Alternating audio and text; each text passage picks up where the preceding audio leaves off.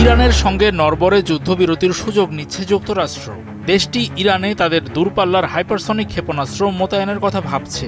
অনুমোদন পেলে এই প্রথমবারের মতো কোনো সক্রিয় যুদ্ধে হাইপারসনিক ক্ষেপণাস্ত্র মোতায়েন করবে ডোনাল্ড ট্রাম্পের দেশ। তবে বসে নেই ইরানও। এরই মধ্যে দেশটি পরের দফার সংঘাতের প্রস্তুতি নিচ্ছে বলে মনে হচ্ছে। তারা তাদের ক্ষেপণাস্ত্র ও ড্রোন ছোড়ার স্থান এবং উৎপাদন স্থানগুলো মেরামত করে নিয়েছে। ২৭ এপ্রিল তেহরানে পরবর্তী প্রজন্মের আরাস ড্রোন উন্মোচন করেছে ইরান। সামরিক বিশ্লেষকরা অস্ত্রটিকে গেম চেঞ্জার বলছেন। এটি একটি লম্বা পাল্লার লয়টারিং মিউনিশন। এর পাল্লা ২০০০ কিলোমিটারেরও বেশি। এটি ২৬০ কেজি ওজনের ওয়ারহেড নিয়ে ছুটতে পারে। এটি রাডার সিগন্যাল শনাক্ত করে শত্রুর আকাশ প্রতিরক্ষা ব্যবস্থা ধ্বংস করতে পারে।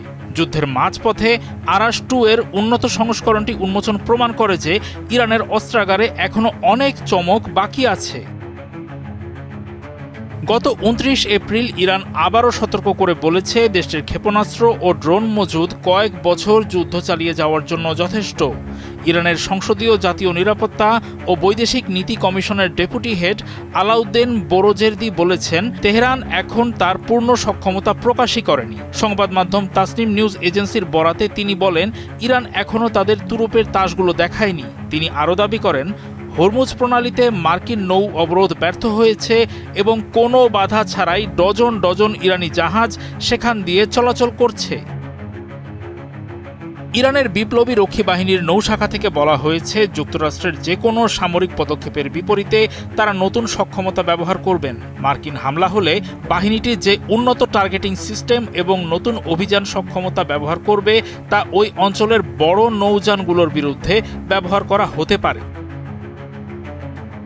ইরান খুব দ্রুতই দিনে শত শত ক্ষেপণাস্ত্র ছোড়ার সক্ষমতা ফিরে পেয়েছে। দেশটি মূলত অসম যুদ্ধের প্রস্তুতি নিয়েছে। পাহাড়ের ভেতরে সুরক্ষিত দুর্গে তাদের সরঞ্জাম লুকানো। যুক্তরাষ্ট্র যে দাবি করেছিল ইরানের ক্ষেপণাস্ত্র সক্ষমতা প্রায় ধ্বংস করে দেওয়া হয়েছে, দেখা যাচ্ছে খবরটি ভুয়া। অবস্থা বেগতিক দেখে মার্কিন সেন্টকম ইরানি ভূখণ্ডের গভীরে থাকা ক্ষেপণাস্ত্র লঞ্চারগুলো ধ্বংস করতে ডার্ক ঈগল হাইপারসনিক ক্ষেপণাস্ত্র মোতায়েনের অনুরোধ জানিয়েছে। শব্দের চেয়ে ৫ গুণ বেশি গতিতে ছুটতে পারে মার্কিন ক্ষেপণাস্ত্র ডার্ক ঈগল।